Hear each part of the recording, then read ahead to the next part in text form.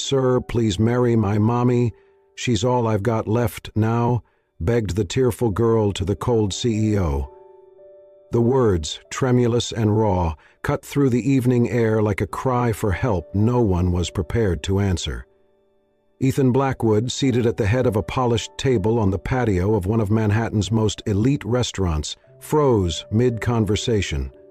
His fork hovered above a porcelain plate of seared filet mignon, untouched since the waiter placed it 10 minutes ago. The voice belonged to a little girl, no more than 4 years old, her dress tattered and stained, oversized like a hand-me-down from another lifetime.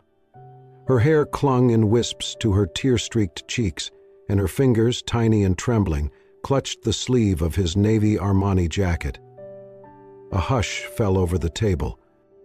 Ethan's business associates, mid-test, lowered their glasses in confusion. Chairs creaked softly as heads turned toward the child now standing beside one of the wealthiest men in New York like she had every right to be there. Her brown eyes, wide with fear and hope, locked onto his with a vulnerability that struck deeper than any financial loss or boardroom betrayal ever had. Ethan blinked. "What did you say?" His voice was quiet, almost uncertain. The girl's bottom lip trembled. "Please marry my mommy. She's really sick. We don't have anyone else. And you look like a nice man." A flurry of movement stirred nearby as a woman, young but visibly worn, pale beneath the streetlight, her long blonde hair in disarray, hurried toward them, limping slightly. She wore a faded coat over a simple cotton dress, her breathing labored from running. "Lily," she gasped, her voice breathless. "Baby! No! You cannot just—" She scooped the girl into her arms, turning to face Ethan, and in the moment their eyes met, time seemed to fracture. "Isabel!" The name struck him before the recognition fully formed. Her face was thinner, paler, the spark in her eyes dimmed by years he had not seen. But it was her, Isabel Rowan, the girl he had known a decade ago, the one whose laughter once pulled him from the darkest corners of his mind, the one he had walked away from, without a word. For a beat too long, no one spoke. "I am so sorry," Isabel said, holding Lily close. Her voice cracked like an old violin string. She doesn't know what she's saying. Please just forget this." But Ethan couldn't. The sound of Isabel's voice wrapped around his memory like a melody he had forgotten he loved. The image of the child's face, so familiar now that he truly looked, hit him with a wave of something terrifying. The shape of her eyes, the arch of her brow. He stood slowly, napkin falling forgotten from his lap. "Isabel?" She froze. "You remember," she whispered. "Aye, how is this?" His voice faltered as the realization cemented. This was no coincidence.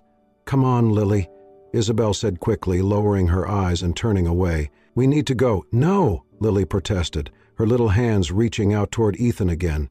"He's kind. I saw him smile. He can help you get better." The last part echoed more quietly, but Ethan heard it, and so did everyone else.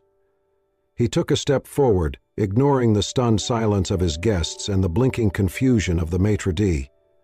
"Wait," he said. "Isabel, are you all right?" She hesitated, then shook her head. "We're fine. Please, let's not do this here." But Ethan saw the truth beneath her words. The tremble in her legs, the dark circles under her eyes, the frantic way she cradled the girl. He looked down at Lily once more. She gazed back up at him, hope flickering behind every tear. Do you want to come inside?" he asked carefully. "You both look like you need to sit, maybe eat something." Isabel stared at him, stunned. Behind them, a man in a suit cleared his throat and murmured to Ethan, "Shall I have security escort them?" "No," Ethan said firmly, never taking his eyes off Isabel. "They stay." The street hummed back to life around them, but within Ethan Blackwood's chest, something unfamiliar stirred. A pull he had long buried, a face he had never expected to see again, and a question, quiet, dangerous, undeniable, rose in his mind. Was this fate? It started with a painting. Ethan remembered the first time he saw her, back in his sophomore year of college, beneath the wide canopy of a sycamore tree. She was sketching, utterly absorbed, golden hair falling softly across her face, sunlight catching it like threads of silk. He had watched her from a distance, not daring to interrupt. It wasn't until their third accidental encounter and a poorly managed group project that he finally introduced himself. "Isabel," he whispered now, standing in the present but anchored to a past that never really let go. She had been everything he wasn't, vibrant, warm, unafraid. Where he withdrew into silence, she filled spaces with color. He was still grieving his father then, slipping further into depression and isolation. But Isabel, she had reached for him without judgment, without expectation. They met properly in a studio art class. He'd enrolled on impulse, hoping something, anything might pull him from the fog. One day, she glanced at his canvas and said gently, "You draw like someone who's afraid to be seen." Then she offered him a brush. That small gesture became everything. From there, they became inseparable. They shared late-night coffee and quiet talks under campus lamps. She introduced him to color theory. He carried her canvases across campus. He read poetry to her when she couldn't sleep, and she told him about her dream, to open a free art school for children, especially those who had nothing. Art, she said, had saved her after her parents divorced. She wanted to give that salvation to others. He admired her, loved her even, but he never told her. He couldn't. He was too ashamed of his panic attacks, his doubt, the weight of grief he hadn't yet processed. Isabel never demanded more. She stayed through the silence, through the fear, without asking him to change, until he left. When he received a scholarship for a graduate program abroad, he didn't tell her. He simply packed and left. No goodbye, no explanation. He told himself it was better that way, cleaner, mercy disguised as abandonment. He had convinced himself that walking away would spare her, that she would forget, that he would too. But memory didn't work like that. Even across oceans, she haunted him. He'd see a girl's laugh and think of her, hear wind in the trees and remember the way she used to hum while painting. He buried himself in ambition and silence, but she remained beneath it all, color, waiting to bloom again. Now, standing just feet from her once more, he saw what time had changed. Isabel looked older, tired, strong in a quiet, almost fragile way. She held a little girl against her hip, a child who shared the same warmth in her eyes, the same tilt of her head. She had stayed in New York.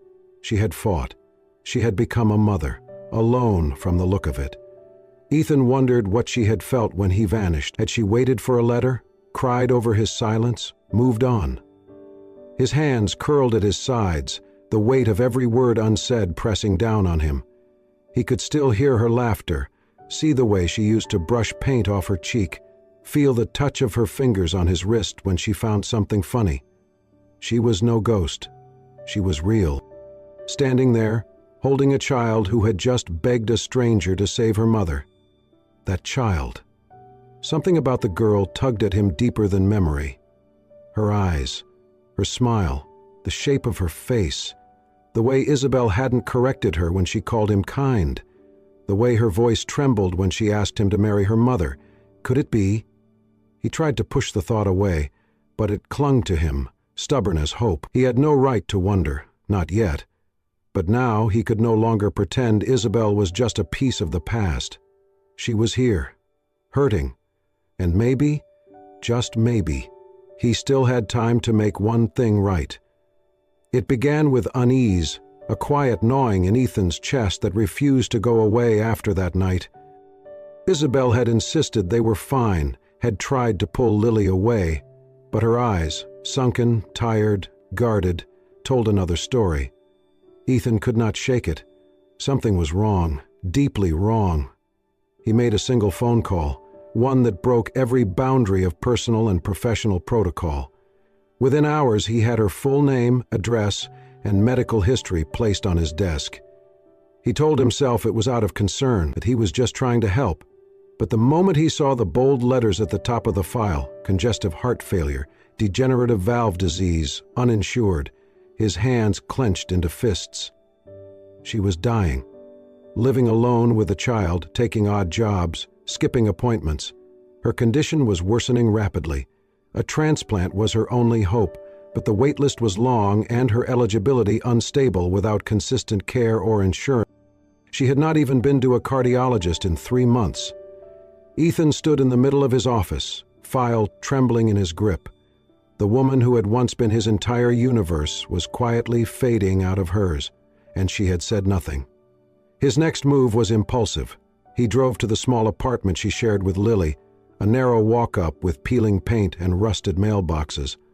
A neighbor let him in, assuming he was a caseworker. Inside, the space was clean but threadbare. Children's books lined a shelf. A cracked watercolor set sat near a half-finished canvas of a meadow. Then he saw it, a small notebook lying open on the coffee table. He should have looked away. He should have left. But he did not. The pages were filled with soft sketches, Lily's tiny hands, the curve of her cheek, the silhouette of a man standing in the distance. And words, pages of them, not for anyone, just poured out like a confession to no one. And there, halfway down one page, the sentence that broke him. She looks so much like him, the eyes, the way she frowns when she thinks too hard. But I never told him. I couldn't. He had already chosen his future. I chose mine. I chose her. Ethan sat down, the journal slipping from his hands, his world tilted. Lily, his daughter, his daughter. He had a child, he had a daughter. And he had not been there, had not even known. He had missed her first steps, her first words, every scraped knee and birthday candle. He had not held her when she was sick, had not kissed her goodnight. He had not been there. And Isabel, she had kept it to herself. Not out of malice, but out of quiet pride and deep pain. She had carried that weight alone because he had walked away, not just from her, but from the life they might have had. His throat closed. His chest ached, not from guilt alone, but from the sudden, overwhelming love that surged through him. For a little girl with 2 big eyes and a trembling voice.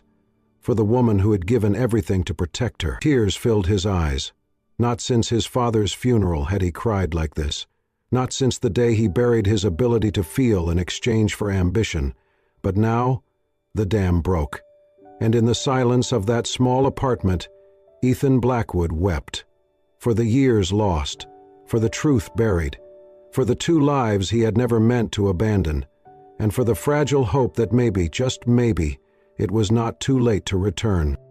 Ethan found her just as the sun began to dip behind the city skyline, casting long shadows over the park near their old university.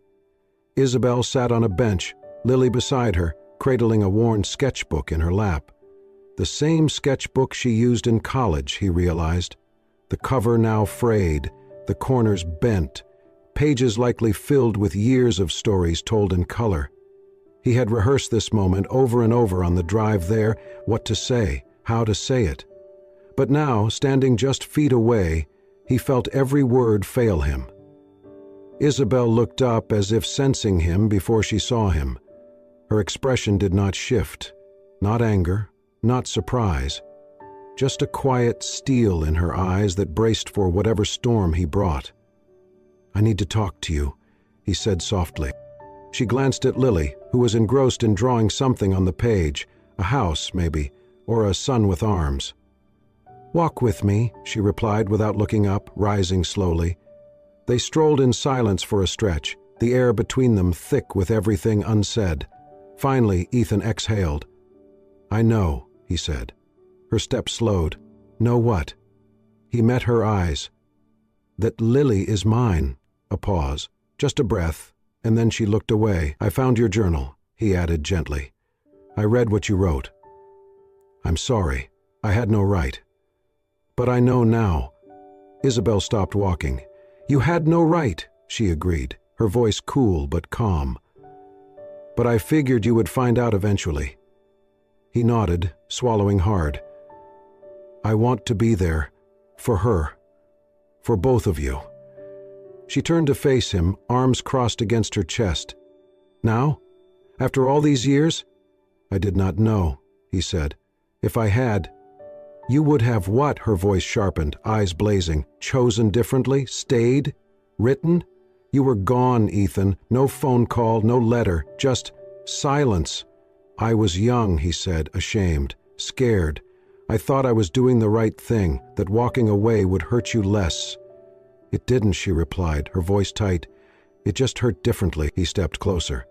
"I cannot change the past, Isabel, but I can try to make it right now." She shook her head. "You think right is just showing up with good intentions and money?" Her laugh was short and bitter.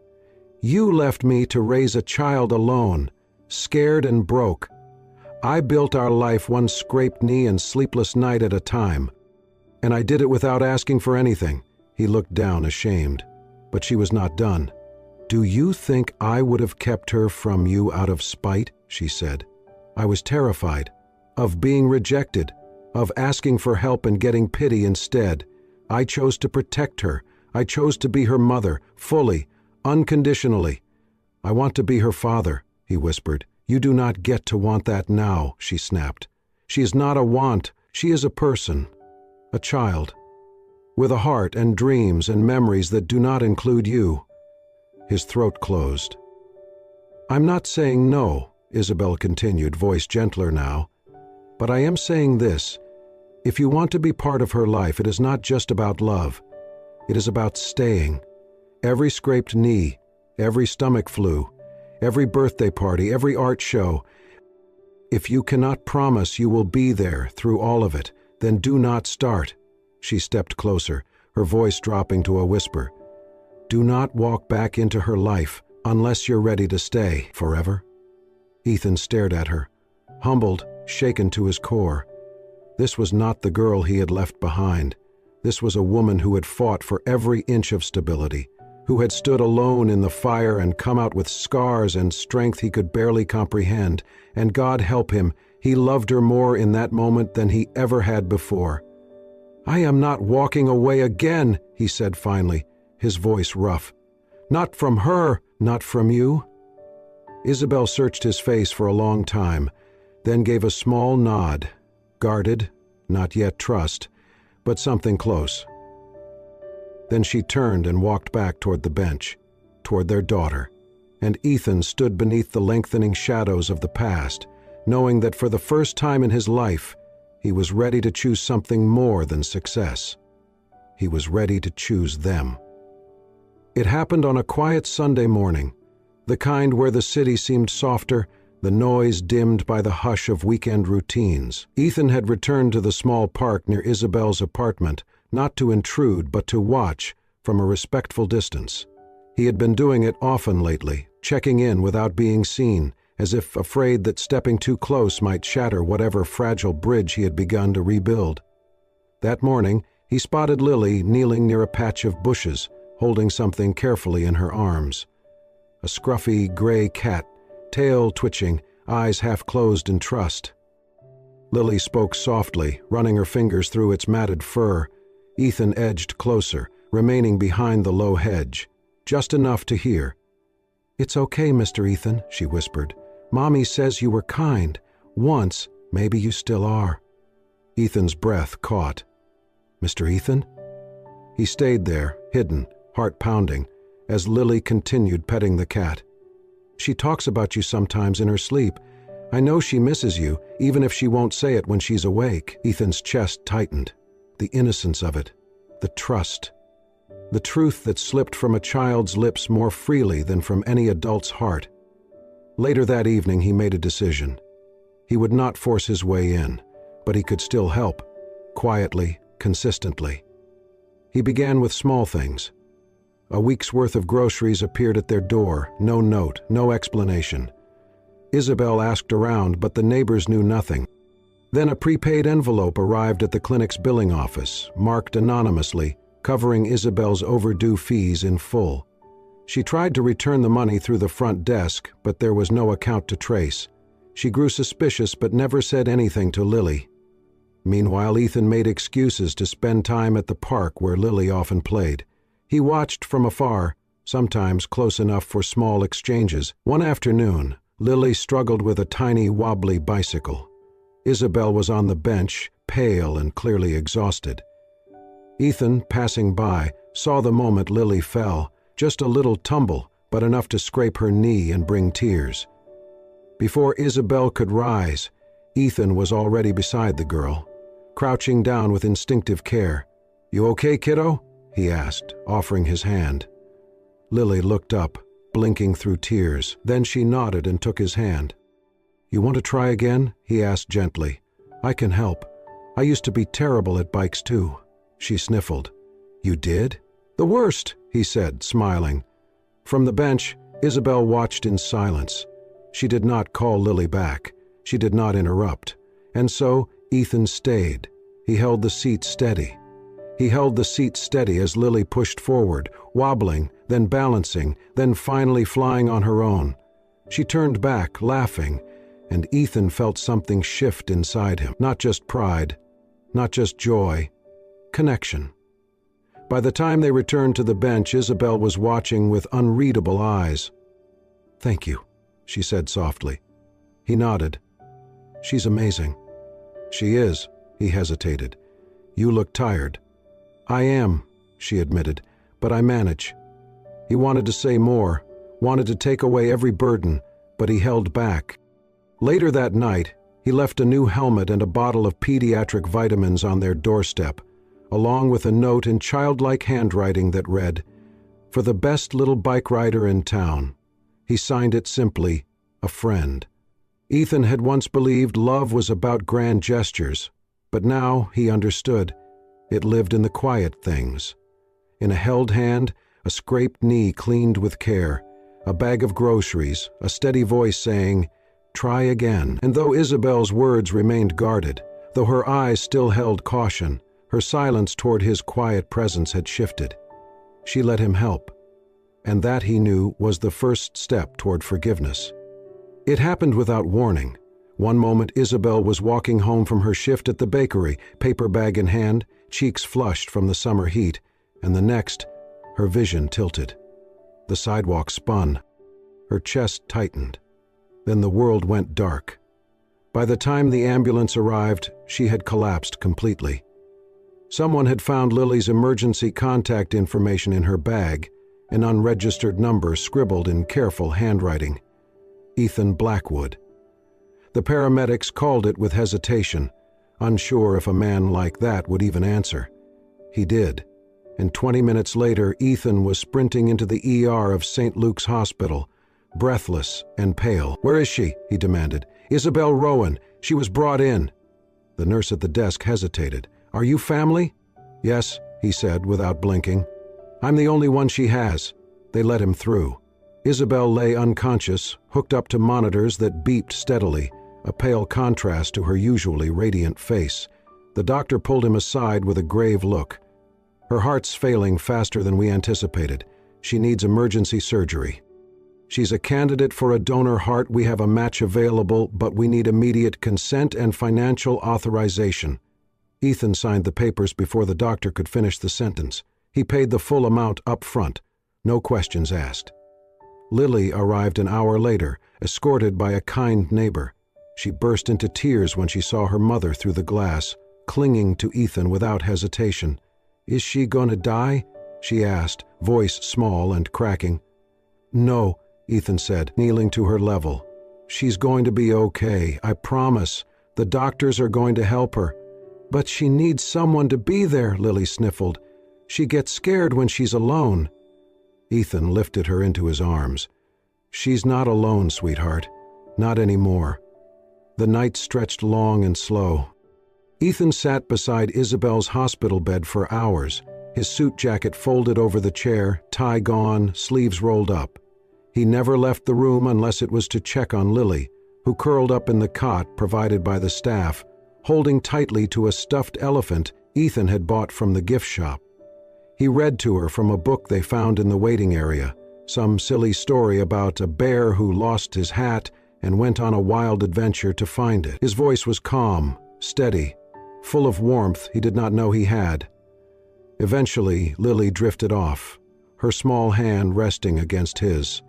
The nurses watched from the doorway, quietly whispering among themselves. "That's Ethan Blackwood," one said in awe. "The hedge fund guy. Yeah, that's him. Never thought I'd see the day. He looks like a dad." Word spread quickly through the wing. The CEO, who had always appeared untouchable, was now gently cradling a little girl's head in his lap and holding her like she was the most precious thing in the world. Hours passed. Isabel remained in surgery. Ethan did not sleep. At one point, Lily stirred. Her eyes fluttered open, and she looked up at him. Her voice was soft, drowsy. "Mr. Ethan?" she whispered. He brushed hair from her face. "I'm here." She reached out and placed her tiny hand on his. "Thank you for being here, Daddy Ethan," she murmured. "Mommy said you were her favorite dream." Ethan's breath caught. He looked down at the little girl, his daughter, and felt something inside him break wide open. He had missed so much, but he was here now, and he would never leave again.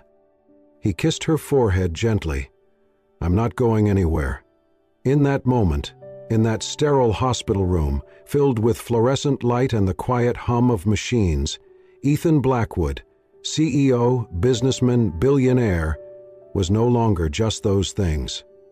He was a father, and he knew that whatever happened next, he would spend the rest of his life making sure Lily and Isabel never had to dream of him again, because he would be real, present, the one holding their hands, always. The days that followed were a blur of waiting, prayers, and countless whispered promises. Ethan moved mountains behind closed doors. He made personal calls to every connection he had in the medical world, from hospital board members to the director of the National Transplant Registry. He reached out to a cardiac surgeon renowned for handling the most complex transplant cases and arranged for Isabel to be transferred to a top-tier facility under the quiet umbrella of a charitable foundation he had funded in secret years before, but never once used for personal reasons. This time, he did, without hesitation. When the donor match came through, he signed everything. He paced the sterile hallway during the surgery, heart in his throat, hands trembling in a way they never had in board meetings or billion-dollar negotiations. The procedure took hours, and then it was done. The surgeon emerged, peeling off his gloves with a tired smile. "She's strong." The transplant was a success. Ethan closed his eyes and exhaled, a quiet sob escaping his lips. 2 days later, Isabel opened her eyes. The light overhead was soft. Her body felt foreign, heavy but alive. For the first time in months, she could breathe deeply without pain. Color had returned to her cheeks, and warmth spread through her fingertips like sunrise breaking across her skin. Her gaze drifted to the figure slumped in a chair beside her bed, Ethan. His hair was a mess, his shirt wrinkled, his face unshaven, but he was there, head resting against her arm, holding her hand like a lifeline. "Ethan?" she croaked. He jerked awake, blinking fast, then smiled with a look she had never seen before, raw relief, unfiltered love. "You're okay," he breathed. She nodded, still groggy. "The surgery?" "Perfect," he said. "You're going to be okay." She looked at him, really looked, and saw everything. The weariness, the fear, the tears that had clearly been shed while she was unconscious, and she realized he had not left her side. Slowly, Ethan stood, still holding her hand. Then, without a word, he knelt, not in desperation, in devotion. "Isabel," he said quietly, voice thick with emotion, "you are the only person who's ever made me want to be more than what I was. You saw me when I was nothing, and you loved me enough to give me the greatest gift I have ever known, a daughter I never deserved but would die for now." Tears welled in her eyes. He reached into his pocket and pulled out a simple ring. No diamonds, no extravagance, just a thin band of gold. "I left once," he said, "because I was afraid. I'm not afraid anymore. I know who I am, and I know what I want. I want you. I want our daughter. I want every birthday, every hospital visit, every night of burnt toast and crayon drawings. I want a life with you." He looked up, his hand trembling slightly. "Please, let me choose you this time. Let me love you. Forever." Isabel could barely speak. Her chest swelled, not from pain, but from something infinitely greater. Her heart, her new heart, beat stronger than ever. She nodded, tears slipping down her cheeks. "Yes," she whispered. "Yes." And just like that, Lily burst through the door, having slipped past the nurses, her little legs racing to the bedside. "Are you okay, Mommy?" she asked, breathless. Isabel opened her arms and Lily climbed in. Then Lily looked at Ethan and grinned. "I knew you were her happy ending," she said proudly, snuggling between them. Ethan kissed her forehead. "No," he said softly. "She's mine." The garden was nothing grand, just a small patch of earth behind Isabel's favorite community art center, surrounded by climbing roses and ivy-covered trellises. But under the golden glow of late afternoon sun, it looked like a scene out of a storybook. Chairs were lined neatly in 2 rows, white linen fluttering gently in the breeze. Wildflowers dotted the aisle, hand-picked by Lily and arranged in colorful bunches inside jam jars. There was no orchestra, no chandelier, no marble pillars, only soft laughter, teary smiles, and a feeling of something sacred in the air. Isabel stood beneath a wooden arch, wrapped in white ribbon, her golden hair cascading over her shoulders, now healthy and full of life. The pale skin that once betrayed her illness now glowed with a natural blush. Her eyes sparkled as she adjusted the delicate lace on her simple cream-colored gown. She had never looked more radiant. Ethan stood across from her, dressed not in a tuxedo, but in a soft gray suit that brought out the depth in his eyes. No tie, just a boutonniere of white lilies. Lily's idea, of course. He looked at Isabel like a man who had found the center of his world and had no intention of ever letting it slip away again.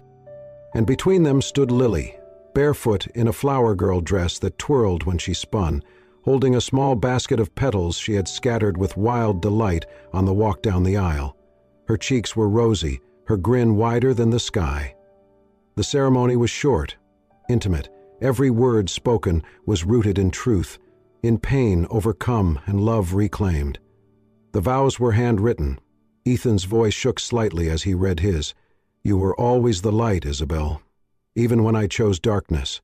You taught me what love looks like when it stays. And now I promise to stay, to protect, to build a life with you and Lily that honors every moment we almost lost." Isabel's voice was soft but steady as she responded. "You gave me a second chance, at life, at love, at family. I choose you. Today, tomorrow, always." When the minister pronounced them husband and wife, Lily clapped the loudest, then leapt into their arms before they could even kiss. The crowd erupted in laughter. The reception was held in the same garden, under strings of lights Ethan had helped hang the night before. There was no catering service, just homemade dishes from Isabel's friends, fresh lemonade, and a small 2-tier cake decorated with painted frosting lilies, courtesy of Lily's eager fingers. During the toast, Ethan knelt beside Lily at their table. The music had faded, replaced by the soft hum of conversation and birdsong. He took her small hand in his. "You know something, sweetheart," he said quietly. "You're the reason I came back. You're the reason I found Mommy again." Lily beamed. "Because I asked you to marry her?" Ethan chuckled. "Then because you reminded me who I used to be, who I want to be. You're brave, just like her. And now we're a family." Lily looked down, as if weighing his words. Then she smiled again, this time with a sweetness far beyond her years. "Thank you for choosing Mommy again." Ethan paused, then leaned closer, brushing a kiss to her temple. "No," he said, "Mommy chose me, and now I'll never let her go." At that moment, Isabel joined them, wrapping her arms around both. The 3 of them stood together, no longer broken pieces trying to fit, but whole, complete, and as the stars blinked to life above, their little family danced under the lights. Isabel's laughter like wind chimes, Lily spinning in circles, and Ethan watching them both like the luckiest man in the world. Love, once lost, had returned, and this time it would never leave. And so, in a quiet garden filled with laughter, wildflowers, and second chances, love found its way home. A man who once walked away finally chose to stay. A woman who carried everything on her own finally let herself be held.